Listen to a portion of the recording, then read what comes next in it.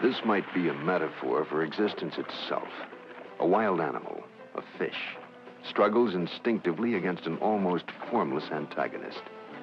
The fish is a largemouth bass, and the confrontation recurs in waters completely across America, maybe 1 million times a year. The bass is best known as a sport fish, and it may be the most popular sport fish in the world. Sometimes it's simply called bigmouth. To man, to anglers, it's an intelligent species not easy to trick with an artificial lure. A battler which can completely shatter the strongest tackle, even a handsome creature in a slightly overstuffed and underslung way. But it's also part of a vast natural pattern of plants and animals, and exists only within that element, which may explain why it intrigues people in the first place. It's axiomatic that an angling day begins early, and this is determined less by man than by bass. Like many wild animals, the bass is most active toward dawn or dusk, most likely to prowl around and find food. The bass lives mostly in warm, fertile waters, in weedy green lakes, deep reservoirs, in ponds that seem little more than soggy spots on the land, in swamps and slow-winding rivers.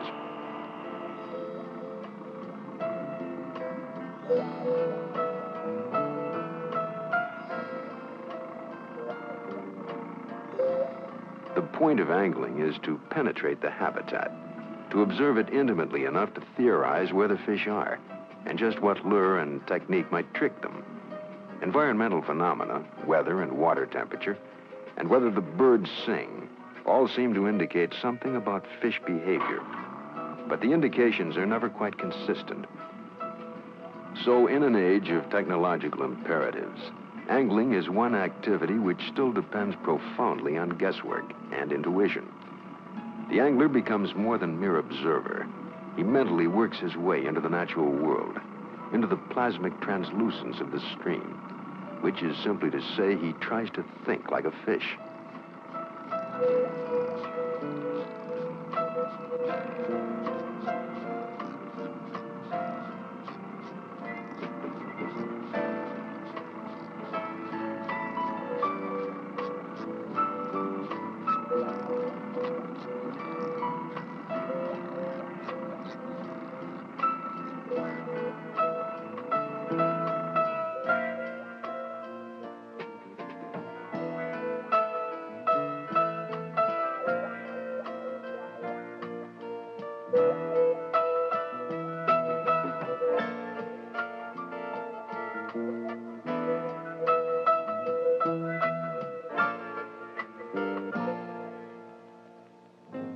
The bass, even one of those uninitiated bass found in what few wilderness waters we have left, has a strenuously evolved instinct for survival. Run a boat by and he's not about to just jump aboard. It takes practice to time and aim and smoothly shoot out an accurate cast, and then to retrieve the lure with an action that suggests something alive and swimming.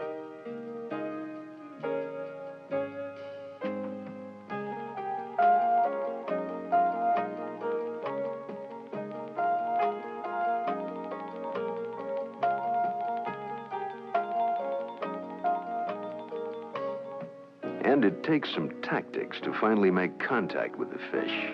Hooks and lures, line and knots are assembled, according to each angler's own plan, to his assessment of hydrodynamics and anatomy. This equipment, then, is made to creep, swim, crawl, and just generally travel through the bass's territory. The idea is to isolate a pattern, to catch fish in a certain spot, and then find other spots that look the same. If one 15-foot drop-off produces fish, so should another, or so the story goes. In truth, the approach is not so much scientific as merely inventive, because the behavior of bass, their inclination to move and feed at any particular time, depends on such a raveled complex of environmental conditions and inborn characteristics, of stimuli and responses, that no one can ever completely map it out. From an angling perspective, bass remain bizarrely unpredictable.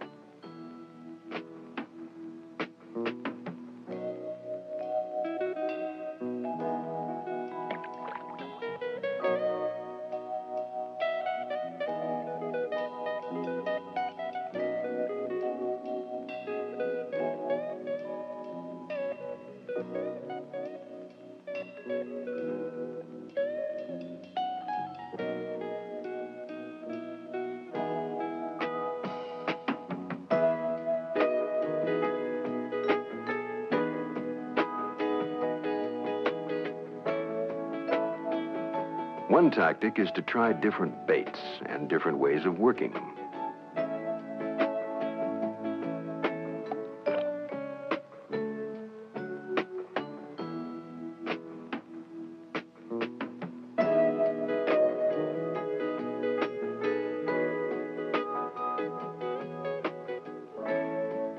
Sooner or later, something will work, some combination of lure and technique and location.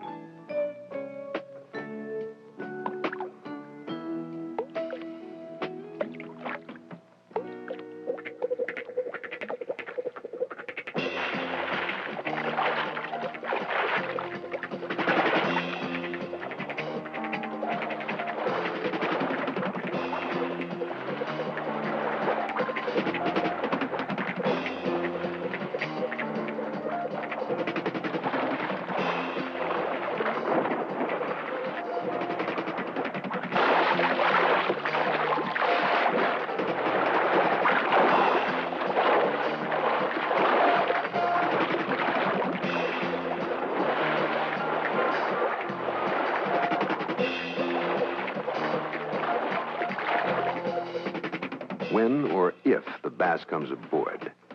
The sum is not conquest, but confirmation of the angler's basic intuitions about his surroundings. Some natural swerve has been traced, some pattern partly revealed, which, after all, was the aim, and so the bass is simply released.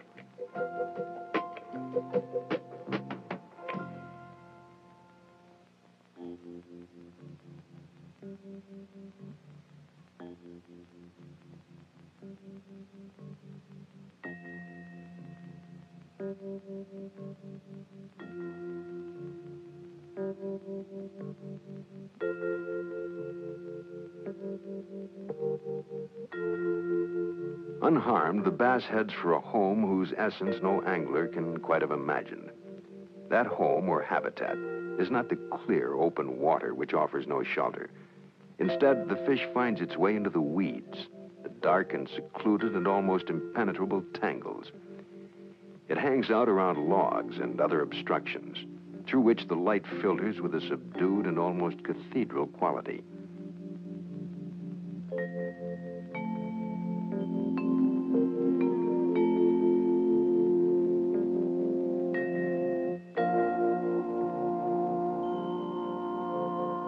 Its existence seems almost solitary.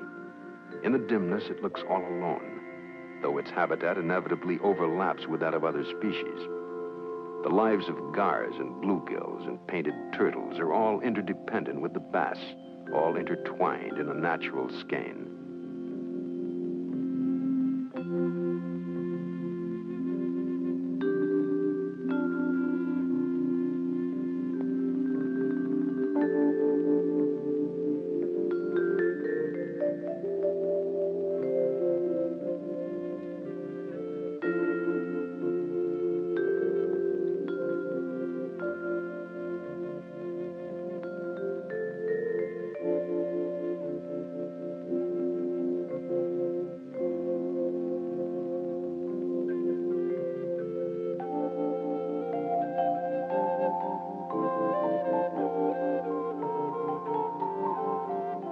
The survival of each species is essential to the whole, and so the bass makes ritual movements into the sunlit warm shallows to spawn. It happens each spring.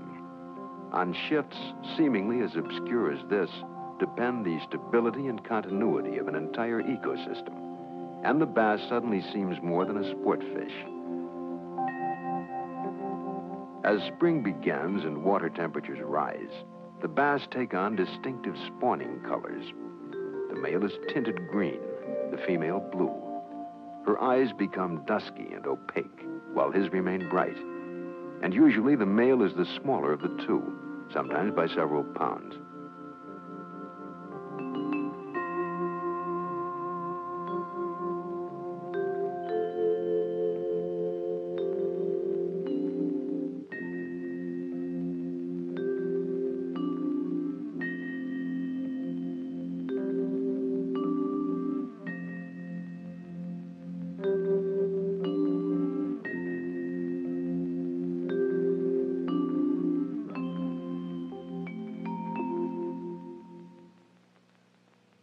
The courtship gets underway gradually. Several days before spawning, small groups of bass form around logs overhanging open water, where they begin to rub their undersides repeatedly against the rough surfaces. Most of these fish appear to be females, and no one has been able to explain exactly why the performance takes place.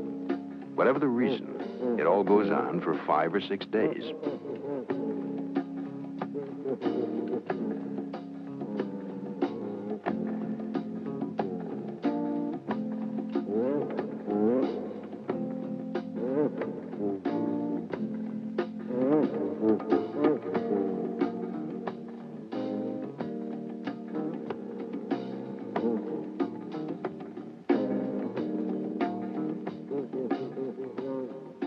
The male bass locates a likely spot for the nest.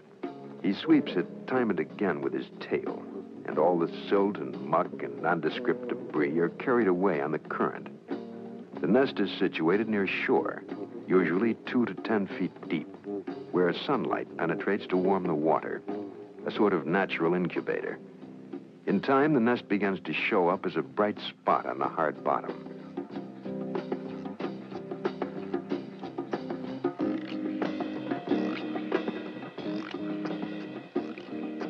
When the nest is completed, the male drifts off in the direction of passing females. Around one of them, he starts a series of slow looping maneuvers. He swims along, pivots, starts over again.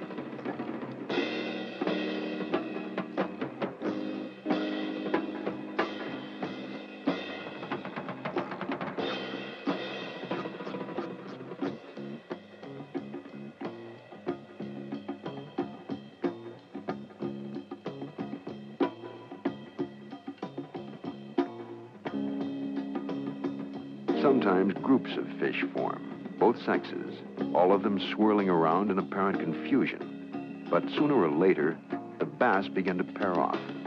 All the activity attracts a female to the nest.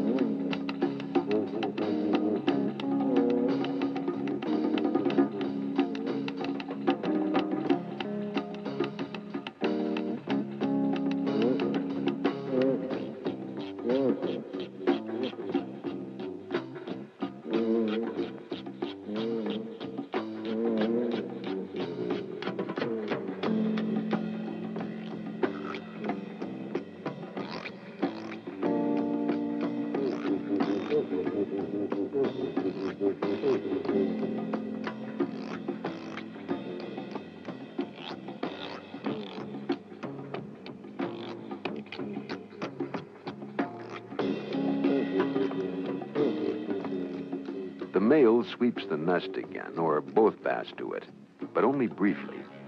Spawning is about to start, and with it, the entire involute life cycle of the species. Finally, the female bass is ready. The male, despite his smaller size, maneuvers her over the center of the nest, and then all the motions are made in a sort of gyroscopic suspension.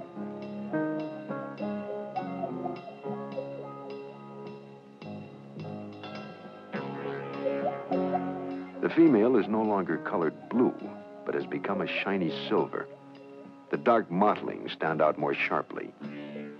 As she tilts slowly through the nest, she deposits the first of the eggs.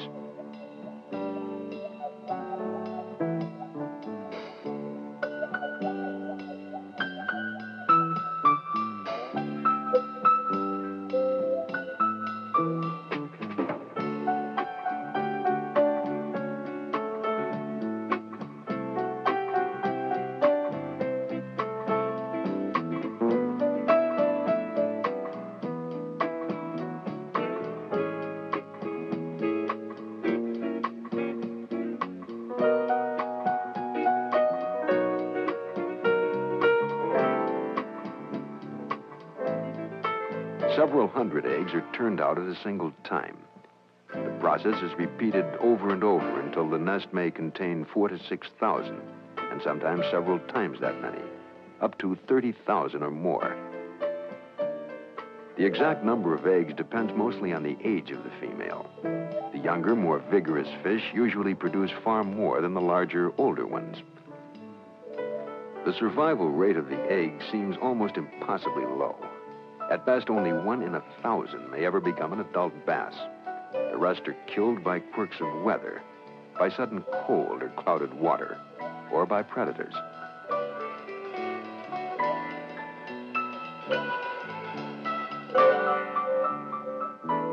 From time to time, at least every couple of minutes, the male fertilizes the egg mass. He settles onto his tail, then sweeps through the nest, discharging the sperm. The eggs swirl in the backwash and tumble evenly over the bottom.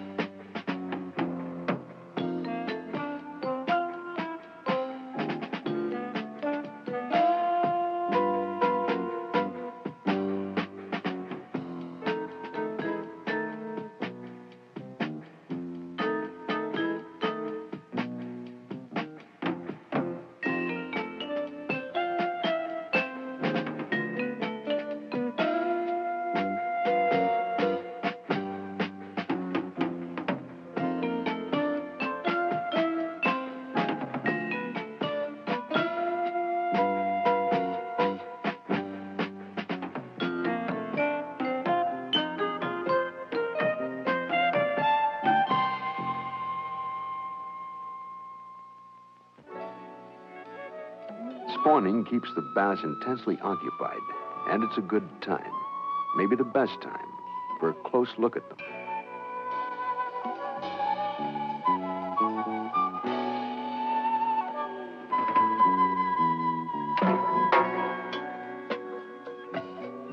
It's also the time when a whole sequence of predators starts to appear. By far the most abundant are bluegill sunfish, which mass implacably around the eggs and soon become a serious threat to their survival.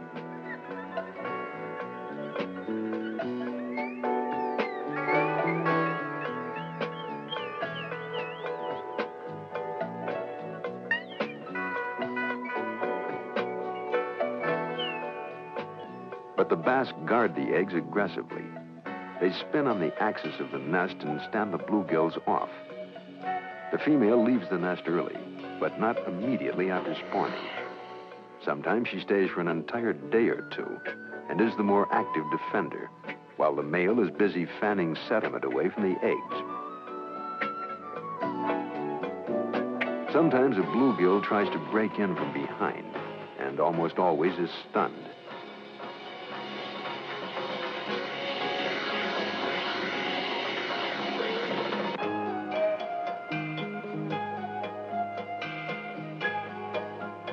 But neither bass eats it. In fact, bass eat nothing at all during the entire progression of courtship and spawning and care of the young.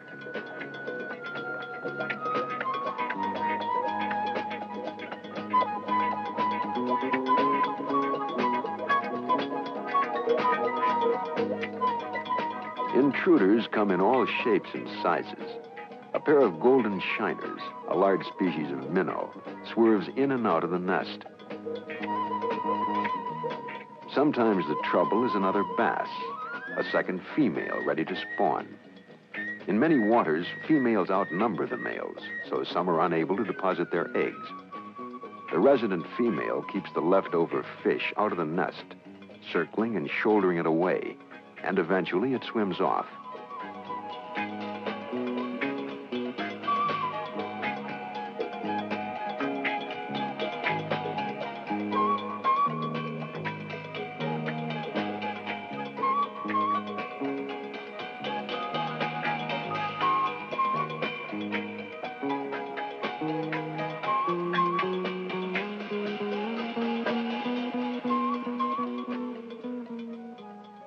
Not all the intruders are fish, and some have trouble taking a hint.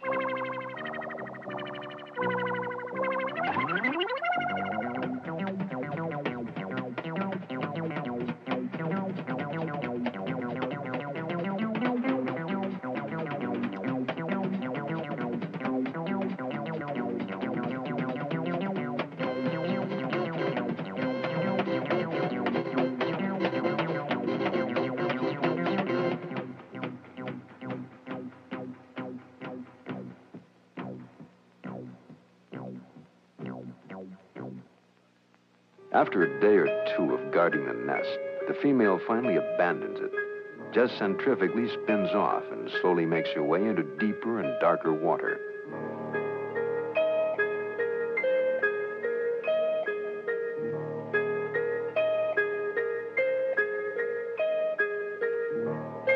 With the male left on his own, the problem of protecting the eggs is compounded.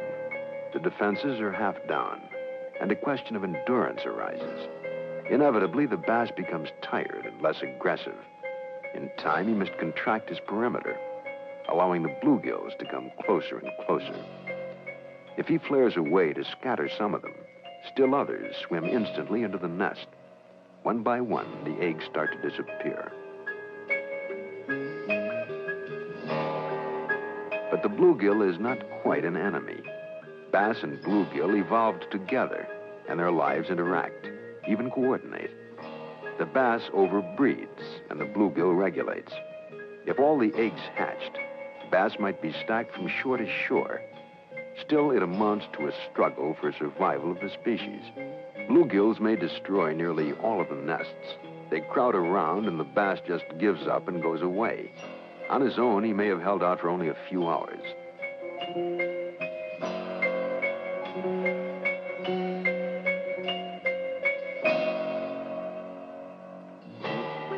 Somehow, a few nests survive. The male bass stays active and aggressive enough to keep predators away, and the weather and water temperature remain warm enough for incubation. Usually, the eggs hatch in 3 to 7 days after spawning.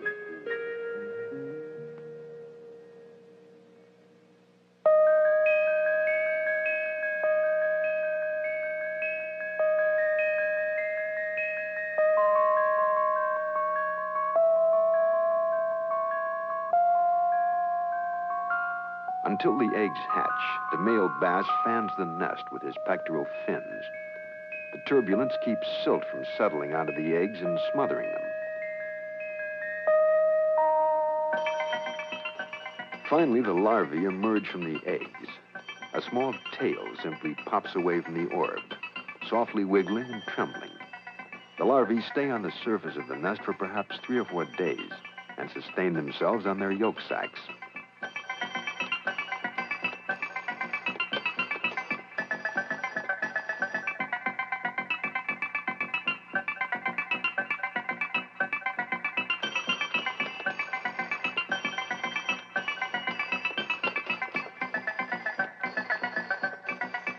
They begin to ascend and swim in synchronization, still sharply watched by the male bass. They feed on plankton, microscopic organisms floating free in the water.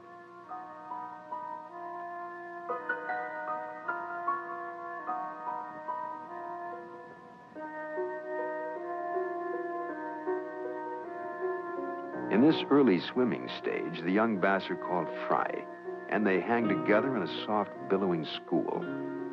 In the right light, they seem to compose a single pellucid membrane adrift on the current.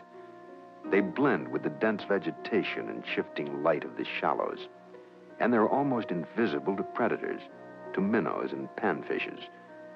Even the eyes of the male bass begin to bulge crazily, as if he were straining to keep the fry in sight.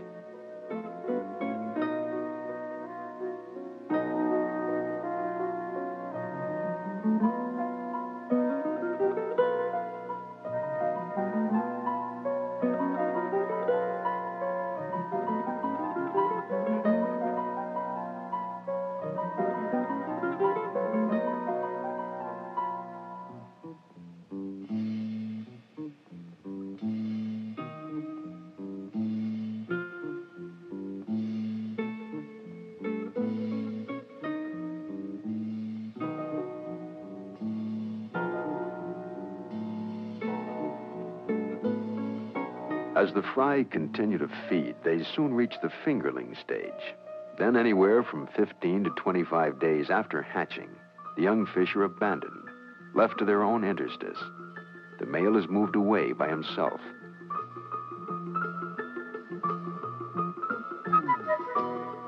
Unguarded, the scattered pods of fingerlings start to collect in larger schools.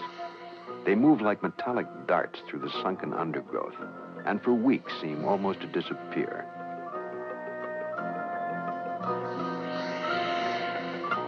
But during this same period, the adult bass do appear, working along the weedy edge. Most of these fish were spawners and haven't eaten for an entire month or more. And the evolved mechanism which kept them from feeding, from swallowing their own young, no longer functions. Now they cruise the shallows and forage actively on the fingerlings.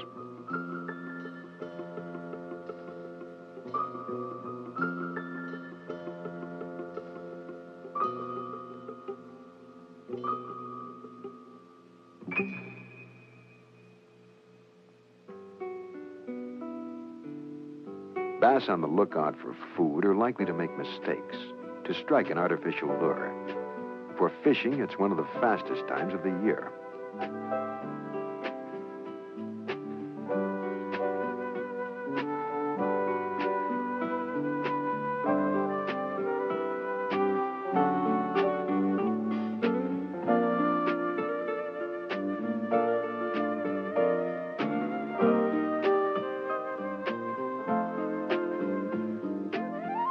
The lure need not look just like a fingerling.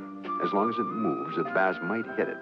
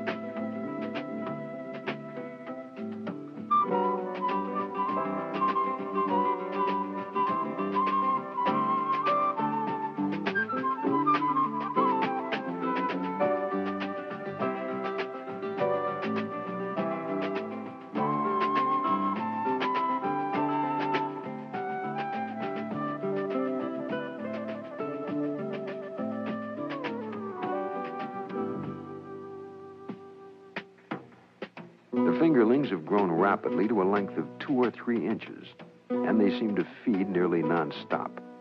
In some waters, they stuff themselves with tiny freshwater shrimp.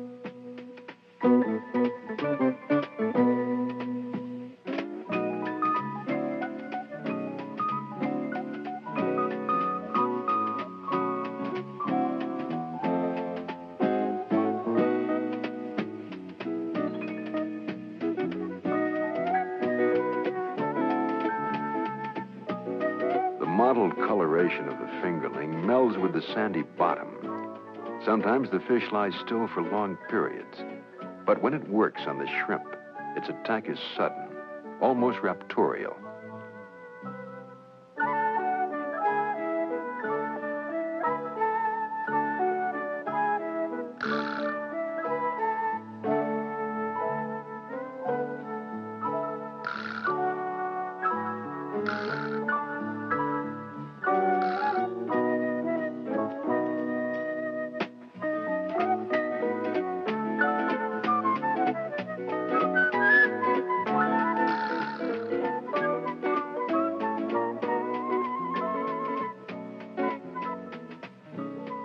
Fingerlings feed heavily on wigglers, the tiny aquatic larvae of mosquitoes. These insects spiral erratically to the surface, where they float briefly before transforming into adults. And somewhere on the way up, the small bass stop thousands of them short.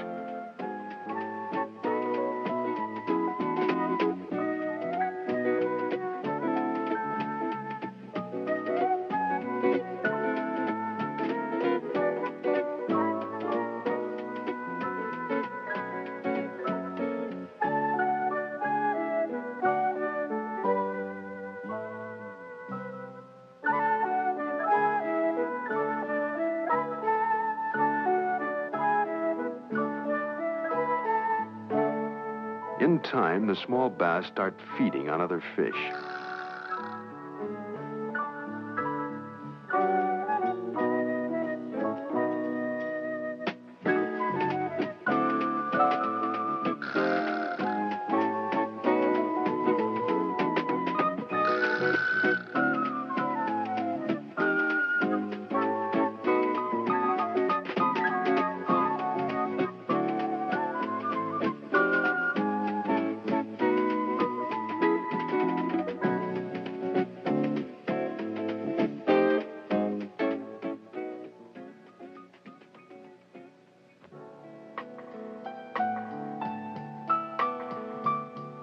The small bass grow to 5 or 6 inches in only a few months. They still travel and lose schools, but they begin to drift off into deeper and somewhat more open water, where they find different foods.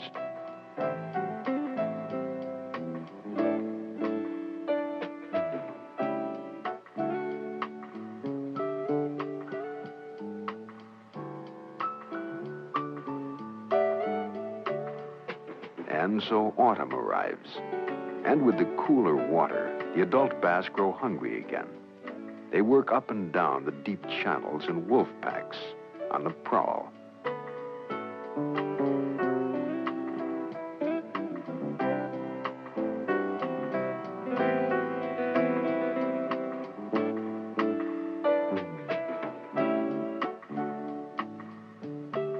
They find whatever forage they can, which still includes that same season's small bass.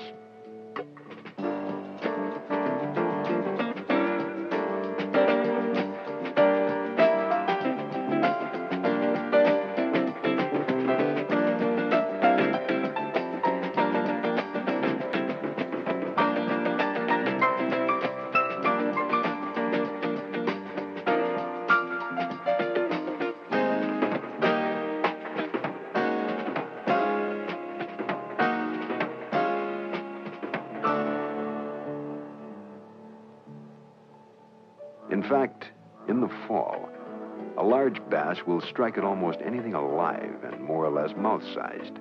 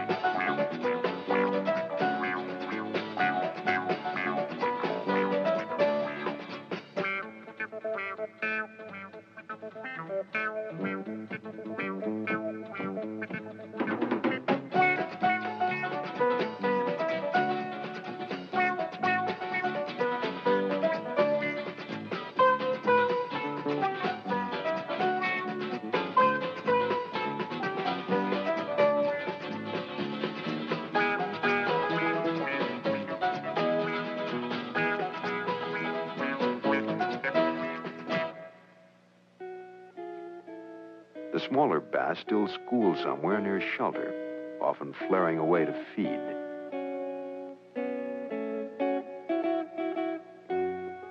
And they face an almost unending series of predators, even where the water is apparently safest. Along twisting shorelines and remote backwaters, wading birds still manage to find them. A great blue heron stalks the interface of water and land, and in a sense entirely aboriginal. A bass is recycled.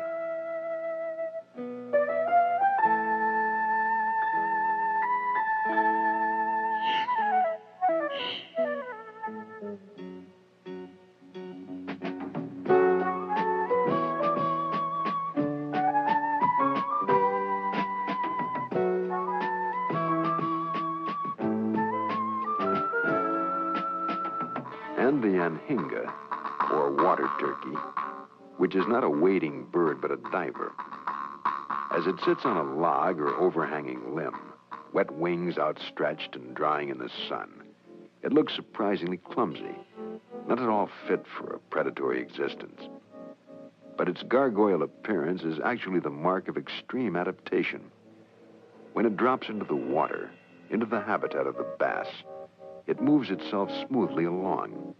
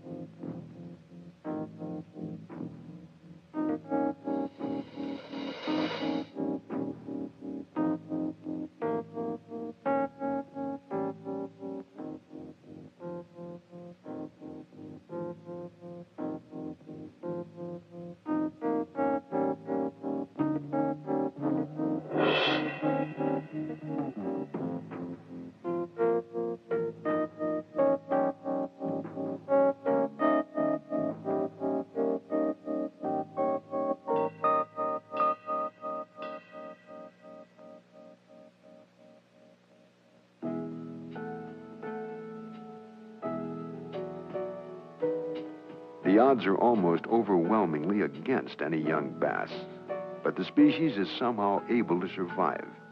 A few fish even live to old age, which could be as long as 10 years. Eventually, they die of disease or their time simply runs out.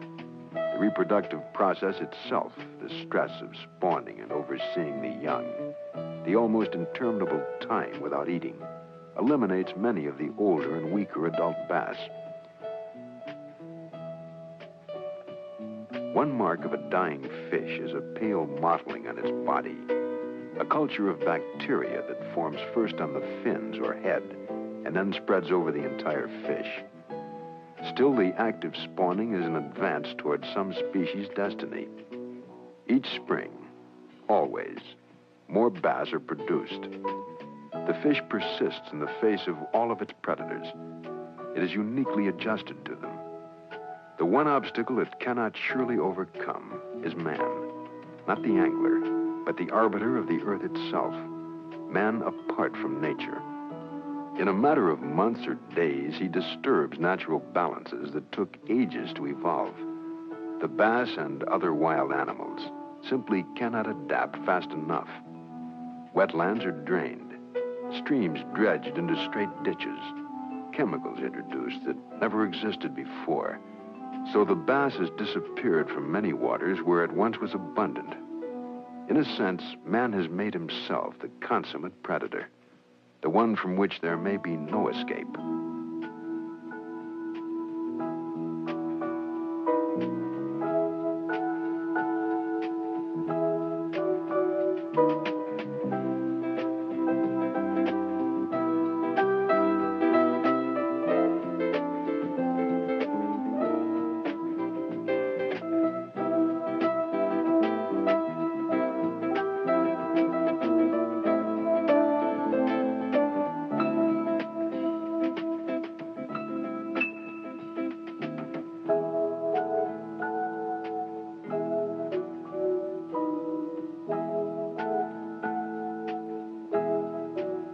In a subverted habitat, the survival of bass depends entirely on man, how he limits his expansion on Earth, and how he manages the fishery. So far, the bass has held its own. More and more, it lives in man-made lakes, in reservoirs built for flood control or hydroelectric power. And if these environments are not quite natural, then the bass is like man himself, living in surroundings increasingly artificial.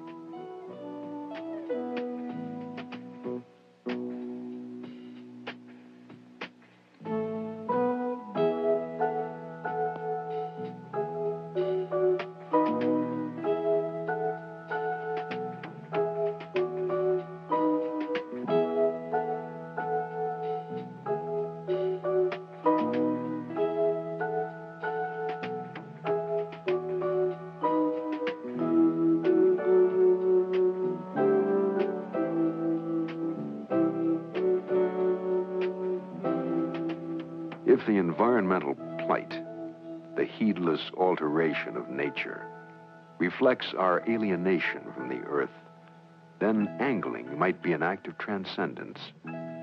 Through the bass, perhaps we perceive something about ourselves. For a few brilliant moments, we see that both species are part of the single system on which all life depends.